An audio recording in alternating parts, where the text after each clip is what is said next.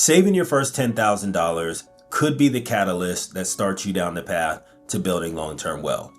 And on the flip side of that, it could also be extremely difficult to achieve, especially if you're starting with $0 and not much experience on the steps that you need to take in order to achieve that goal. So in today's video, I'm going to be going over the steps that you should take in order to save your first $10,000. Now, one thing to keep in mind is that the amount of time that it's going to take you to hit your goal is going to be different for most people. Some of us are starting off with more money and less debt than the other person. So kind of keep that in mind, that the path that you take is going to be different and there's not a one size fits all time frame on how long it takes you to get there. So the very first thing that you want to do in order to get down the path to saving your first $10,000 is you want to make sure you have a solid plan in place. And what I often tell people is your plan is kind of like your map. So whenever you get in the car and you go to a destination, especially if it's somewhere you haven't been before, you're going to put it in your GPS because it is going to guide you to your ultimate destination. So think about our plan kind of like our navigation map. It's going to make sure that we make it to our destination. So we have our plan, which is to save our first $10,000. And the first step within that plan is how we're going to achieve that. And that's going to be by putting a budget in place. I talk about budgeting a lot on this channel because I believe that none of this works without putting a budget in place that you can actually track where your money is going when it goes out the door and how much money you have coming in. And the thing about budgeting is it doesn't have to be complicated. You can start with a free app that you can find in the App Store or the Google Play Store, or you could just write it down with a pen and paper. In fact, that's what I did early on in the process. I sat down at the table, I wrote down how much income I had coming into my household every single month, and I made sure to account for all of the bills that I had going out every single month. This is the very first step that you need to take as you're heading down that path to saving your first $10,000. That is the first step that you're going to put into place to ensure that you're going down the path to saving your first $10,000. So the very first thing that I like to look for as I'm trying to figure out where I can save money is I start with the big items first. So we're going to call this our hatchet approach, where we're just going to come in and we're just going to hack out all of the big stuff, and then we'll come back later and we'll take a look at some of the smaller stuff. So the very first thing that you have to actually do, and I know you're not gonna like this, you are not gonna like this, but I need you to take a look in your driveway. If what is in your driveway is costing you more than 15% of your monthly take-home pay, get rid of it. That's right, sell it. Now I know some of you are mad right now and you're telling me, hey, I can't get rid of my car. I love my car. You're worried about what people are going to say or think if you get rid of your car. Are they going to think that you fell off? Are they going to think that you lost your job? Who cares? If you're looking to actually start saving money, then you need to get rid of your car. Just think that $10,000 could be 3 to 6 months of your rent and monthly bills. It could be what you need to actually start your business. It could be what you need to actually enroll in college. There are a lot of things that you can use this money for. So you have to be proactive in figuring out all of the things that you need to do to make sure that you hit that goal. And if your car is costing you more than 15% of your monthly take-home pay, then that's a problem, especially whenever you add in insurance, gas, and maintenance every single month, which a lot of people don't include in their calculations. So that's going to be the very first thing that you're going to do. And that's going to be able to save you money. And in fact, if you're struggling to save money and or you're living paycheck to paycheck, I don't believe that you should have a car payment. That's just me. Again, don't come for me. That's just the way I think about it. The second thing that we're going to take a look at, and remember, we're taking the big chop, the hatchet approach here, is we're going to take a look at your living situation.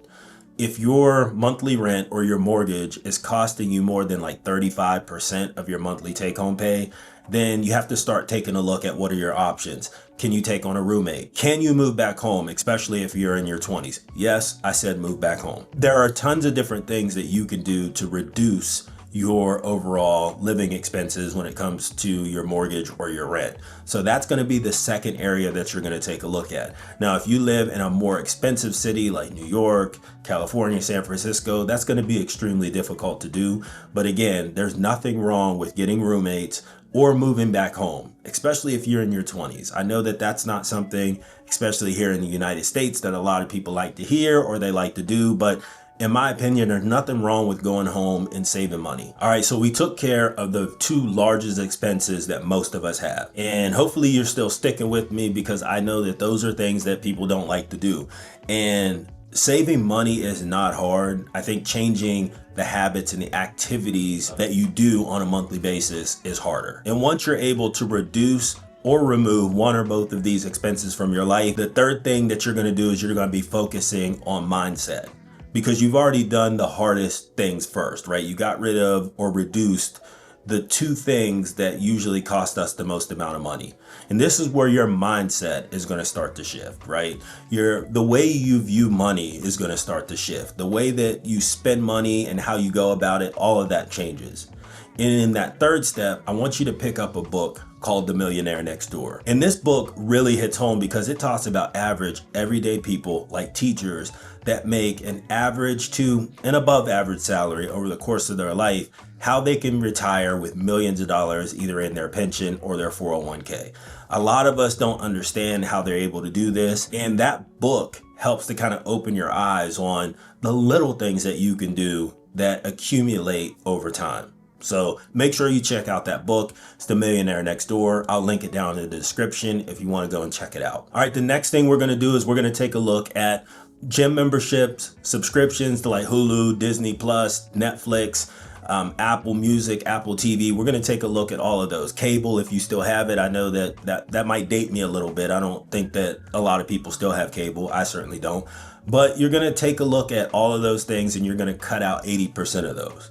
So if you want to keep Apple Music and Apple TV, but you're getting rid of Netflix, Hulu, and unused gym memberships, if you're not using those, that's going to be more of like the surgical approach to figuring out more ways to be able to cut money out of your budget. There's a lot of things that we do on a day-to-day, week-to-week, month-to-month basis that are a little bit of money but add up over time. So if you're able to kind of reduce that amount of spend every single month, then that's going to actually just save you more money. And by now, you've already taken that Hatchet approach and you've either gotten rid of your car or you've downsized, and you've either taken on a roommate or downsized your living situation to where you can actually start saving some more money there as well. And then now you've went in and you've surgically removed some of the other smaller expenses that you may not realize that are coming through every single month. At this point, you're starting to see that you have money in your account, right? You're not spending $1,000 a month anymore on a car payment, insurance, gas, and all of that good stuff. You're not spending 35% of your monthly take-home pay on your mortgage or your rent. So you're starting to see that you have a little bit of money, right?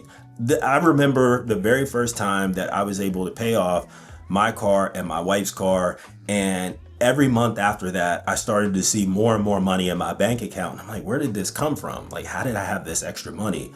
It's kind of weird at first, but once you start to cut out the expenses that most people have throughout their entire life and you just cut those out, you start to realize like, man, I've got more money than I'm used to having, right? And that's the money that you're going to be adding to your bank account in order to hit that first $10,000 in your account. All right, then after that, what we're going to do is we're going to start taking a look at lifestyle, right? And that's going to be going out to bars, clubs, going out to eat, things of that nature. You're going to cut that back. So if you're used to doing that every Friday or every Saturday, you're going to cut that out to every other Friday or every other Saturday, right? You're not going to do it every single week. So you're not going to completely stop doing it. You're just going to cut back. So instead of going 4 times or 5 times a month, now you're just going to go 2. So you're not stopping what you want to do and being able to have fun. You're just cutting back. And you're not doing it forever, but you're just kind of cutting back for a short period of time.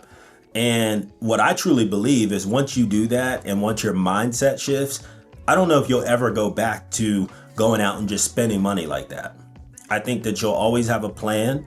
And if those things can fit into your plan, great. But if not, then I don't think it's going to be an issue. And then the other things that I would consider in lifestyle are trips and going out and just buying things like clothes and things of that nature. So you're going to obviously want to cut back on those as well. If you're used to going out of town every month or every 2 months, then maybe you go out of town every 4 months. And then once you hit your goal, you save up a little bit of more money and then you use that to travel or to buy clothes or to do some of those miscellaneous things, right? So like I said, the main thing is to be focused on the goal. And the more that you cut out, especially at the beginning, the faster you're going to be able to make it to that goal. So I know a lot of us aren't able to sell a car or to move or do any of those things right away. That may take some time, but putting in that plan to actually put those things in motion is going to get you to the finish line much faster. All right, so we talked about a lot of the expenses and some of those things that you can cut. So now let's talk about the income piece. You've got your 9-to-5 job that you're working. So now you're going to work on trying to increase your income. So if you're working at a job that's paying you hourly right now, then my suggestion would be is to work as much overtime as you can. If you could work 60 hours a week, that's what I would be going for, especially if you're single and you don't have a family, kids to take care of, married, anything like that. I would be working as many hours that you can. If you can't work additional hours at your current job, then I would take on a second part-time job, and that could be pretty much anything, right? I know a lot of people throw out like the Ubers of the world and Uber Eats and things of that nature. I know a lot of those roles are starting to become a little bit more saturated, but there are other part-time roles that you could take on to make additional money every single month. And it doesn't have to be a lot. It could be an additional $500 a month, $250, whatever it may be. You just want to have something that's going to bring in more income.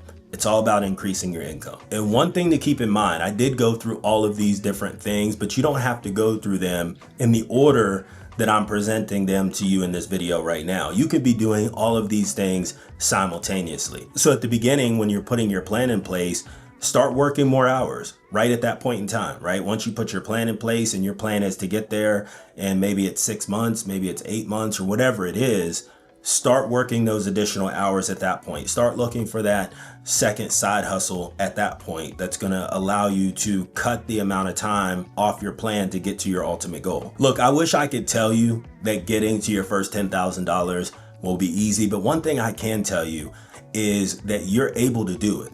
It's achievable. I remember when I first went down the path to saving my first $10,000, and I thought I was never gonna get there. There's no way that I could do it, but trust me, you can. And once you have that mindset shift on the things that it takes to actually get to where you wanna be from a financial perspective, it starts to become easier every single time. What do you guys think about the things that I laid out that can actually help you to get to your first $10,000 as quickly as possible? What are some things that you would add to the things that I laid out, and what are some of the things that you will remove? I'm curious to hear what you guys think about that. Leave a comment down below and let me know. And as always, thanks for watching, and I'll catch you in the next video.